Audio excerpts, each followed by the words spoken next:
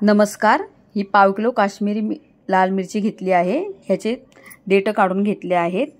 आता मी पाणी गरम करायला ठेवले आहे। आता ह्या सगळ्या मिरच्या आपण पाण्यामध्ये टाकून घेऊया। थोड्याशा शिजवून घ्यायच्या आहेत आणि हे शिजायला ठेवायचे आहेत। व तोपर्यंत मी अद्रक आणि लसूण सोलून घेतला आहे।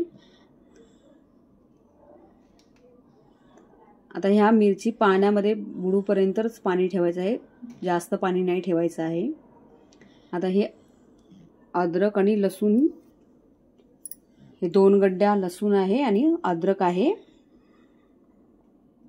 80 ग्राम।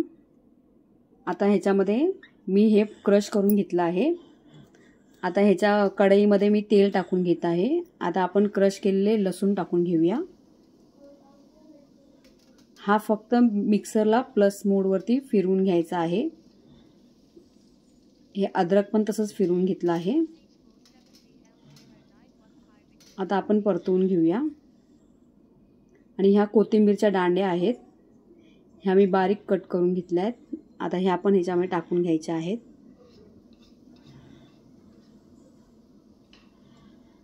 ह्या टाकून आपण मिरची शिजवून घेतलेली ती आपण मिक्सरला लावून घेऊया। मिक्सरमध्ये जाडसरच मिरची वाटून घ्यायची आहे। हे बघा, दरदरीत असं एकदम पेस्ट नाही करायची आहे।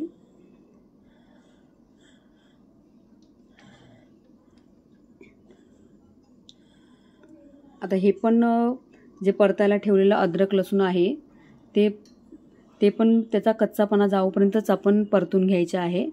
पूर्ण गोल्डन परतून नाही घ्यायचं आहे, पूर्ण ब्राऊन होईपर्यंत। आता हे मी लाल तिखट 3 चमचे टाकला आहे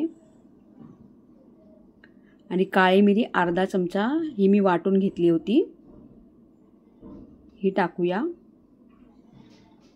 आता हे सगळं मिक्स करून घेऊया। आता ह्याच्यामध्ये 2 चमचे मी सैंधव मीठ टाकलं आहे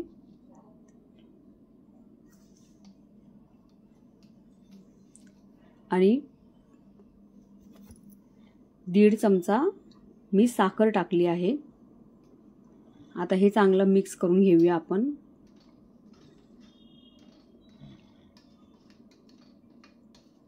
ही शेजवान चटणी चांगली वर्षभर टिकते, तुम्ही ही एकदा करून बघा। आता हे सोया सॉस मी एक जे वरचं झाकण असतं म्हणजे 1 चमचा टाकला आहे।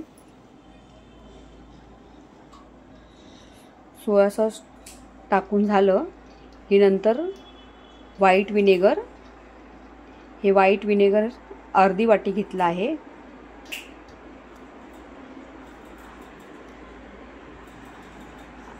आता हे व्हाईट विनेगर त्याच्यामध्ये आपण टाकूया।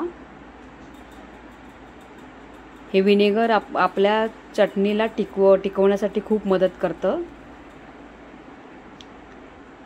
आणि चटणीला चांगला मस्त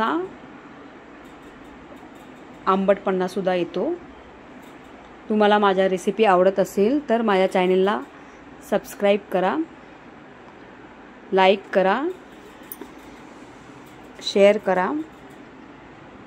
हे बघा, शेजवान चटणी आपली किती मस्त घरच्या घरी बनवून झाली आहे। हे बघा, कलर तरी बघा किती मस्त आला आहे। बाहेरच्या शेजवान चटणीची आपल्याला गरजही लागणार नाही। अशी चटणी तुम्हीही एकदा करून बघा आणि माझ्या चॅनलला सबस्क्राईब करायला विसरू नका। धन्यवाद।